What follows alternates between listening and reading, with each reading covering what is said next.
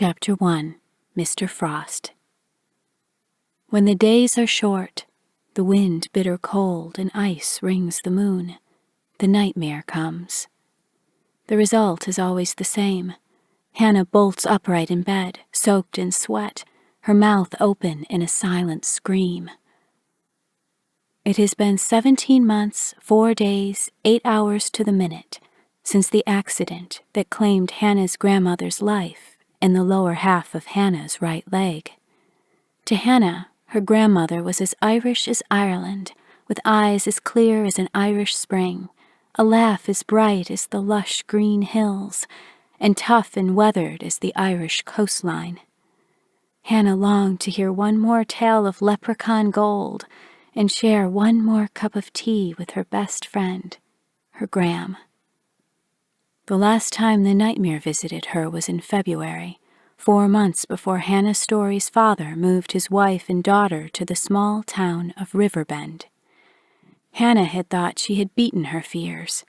The first night in the 2-story faded gable house on a lonely 3 acres just within Riverbend's northernmost boundaries, the horror began again.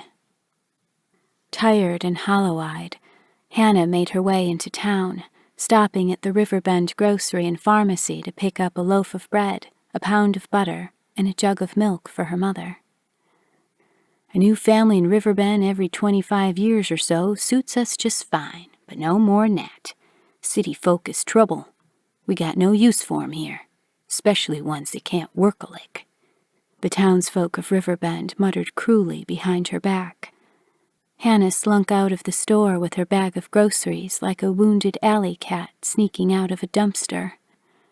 By the time she reached home, the small bag of groceries felt colossal. She didn't tell her mother or father about what the townsfolk said. She figured there was no point. What could they do? They didn't know these people either. Hannah was lucky. Hannah remembered the police and the doctor saying. The car's dashboard pinned her sideways in the front passenger seat, shattering the bones in her right leg below the knee. She walked with the barest of limps and didn't miss her right foot much, but she sure missed her Gram something fierce. Her buddies and classmates, Janet, Barb, Brenda, and Mary, stuck by her through the agony of learning to walk with a prosthetic leg. They visited her every day at the rehab center and filled her in on all the school gossip. Mrs. Cummings, her teacher, sent along homework so that when she got better, she could rejoin the class. The kids at St. Mary's Catholic School thought her prosthetic leg was really cool. It was state-of-the-art. The leg itself was made of black aluminum and carbon fiber tubing that looked like a handheld bicycle pump attached to a wide plastic socket. The socket was molded inside with a soft plastic for both comfort and support. It acted like a suction cup, so there were no belts or strapping to hold it on. There was a small blue ball at the ankle that allowed movement like a real foot. It had taken all the insurance money from the accident to buy the prosthetic. At the school track and field meet in May, Hannah placed 4th in the 100-meter sprint. Everyone said it was a miracle. Hannah wasn't trying to perform a miracle. She only wanted to show her Gram, convinced that her grandmother was looking down from heaven, that she needn't worry about Hannah because Hannah was doing just fine. The Riverbenders, that's what Hannah called the townsfolk, didn't know her. Why were they being so mean? She didn't understand it. There was nothing special about Riverbend in Hannah's opinion. It was barren, the streets wide and dusty. The time-worn buildings were square and squat like a row of matchboxes laid end to end. Most of the buildings downtown were boarded up, the wood siding blistered, the shop windows dark and empty. The one amazing thing about the half-deserted town was the lack of spray paint and broken windows. The 2 decaying grain elevators at the end of town were filled with bird droppings and hadn't been used in 40 years. Like an old sneaker, Riverbend was chewed up, worn out, and falling apart at the seams. The town didn't even smell right. It smelled of cow pies, hot tar, and fresh-cut hay, instead of hamburgers, pizza, barbecued chicken, car exhaust, and sunscreen. Choruses of crickets and frogs battled the night away. There was rarely a moment's silence. Hannah longed for the familiar sounds of sirens, busted mufflers, and barking dogs. She tried not to complain to her mother or father. They were so happy about this move, but she wished that she had never laid eyes on Riverbend. Hannah liked their old house in the city just fine, even if it was rented. So what if her father being the new manager at John Deere tractor sales south of town meant that they now owned their own house? What was a house without friends to share it with? There was one nice family in town, their next-door neighbors, the Joe family. The Joes waved whenever they saw her. Johnny Joe came over the first day they moved in to say hi. Johnny seemed very nice, but he and Hannah didn't have much to say to each other. It was a little awkward, but a decent gesture in Hannah's opinion. Johnny was the only kid in town that did. On her third day in Riverbend, Hannah met Penny Paddington. That was when she really wanted to move back home to Edmonton.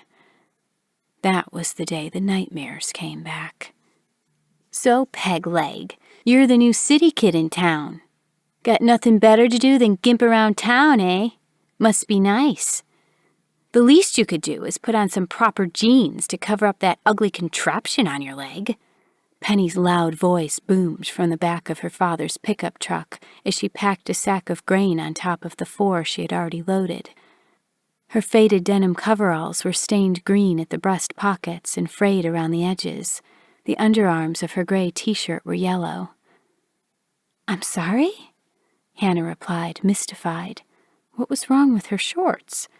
The peg leg, as Penny put it, allowed Hannah to walk and to run.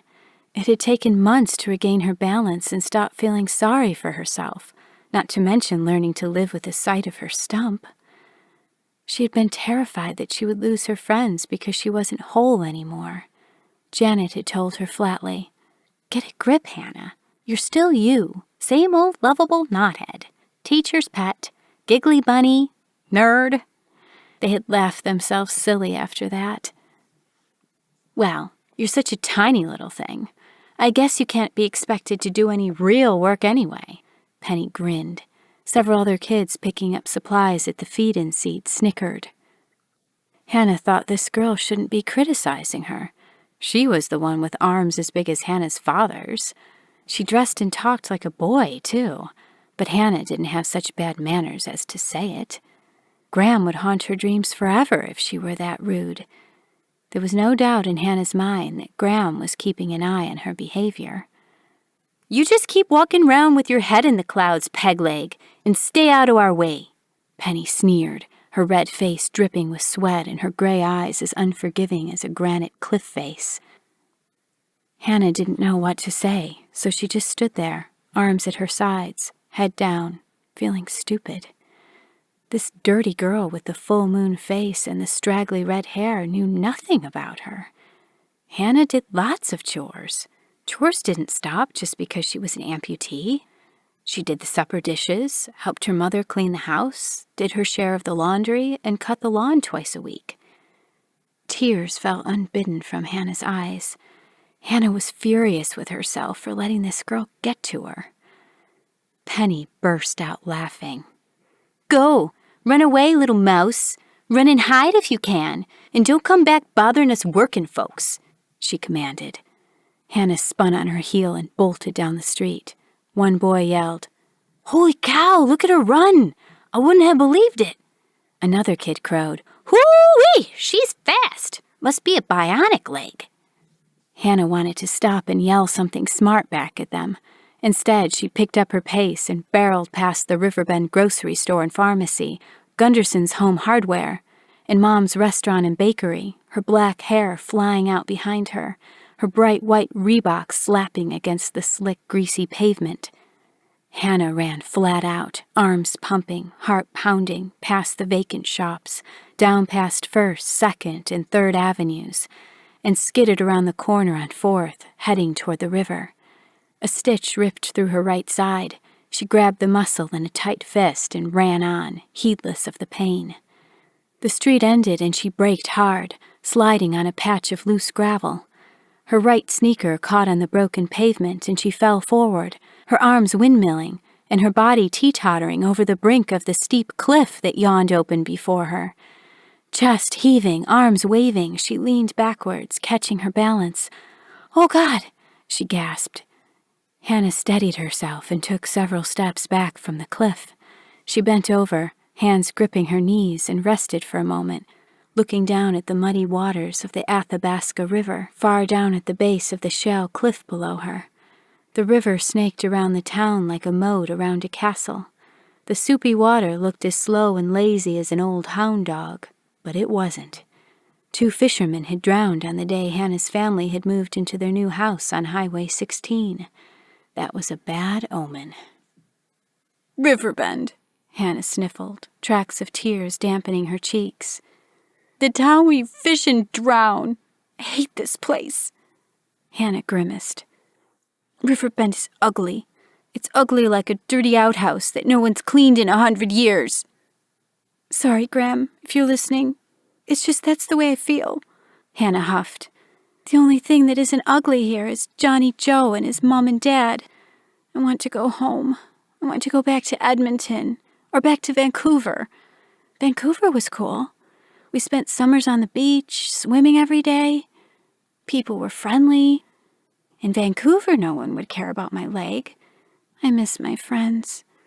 Janet would have blown those kids away with one of her comebacks. I wish I could have thought of something to say instead of just running away." Hannah stood up and cried. She cried until her eyes and throat burned and her shoulders trembled with exhaustion. Her right leg stump ached from the pounding it had just taken. She pulled the saturated liner higher up her thigh and massaged some life back into her leg muscles. With a hiccup and a couple of short breaths, Hannah wiped away the last sniffle with her t-shirt hem and switched her attention from the river to the houses that lined 4th Street.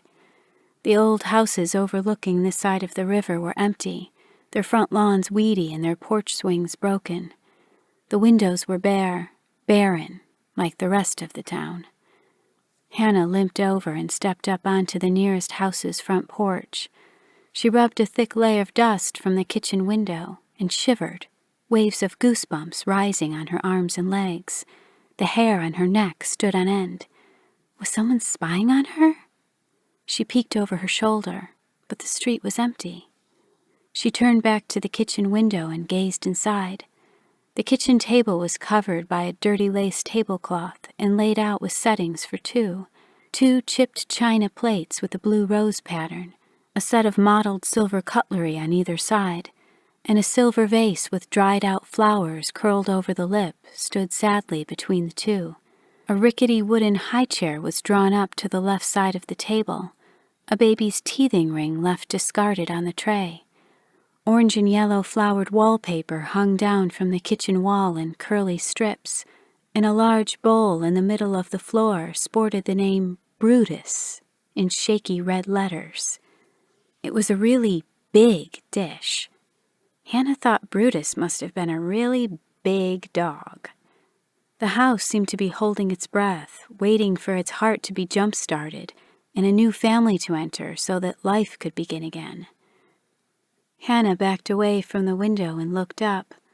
A young woman with long blonde hair dressed in a frilly white jumper and holding a baby in her arms stared down at her from the upstairs dormer window. Hannah waved, a blush deepening on her cheeks. She had thought the house empty.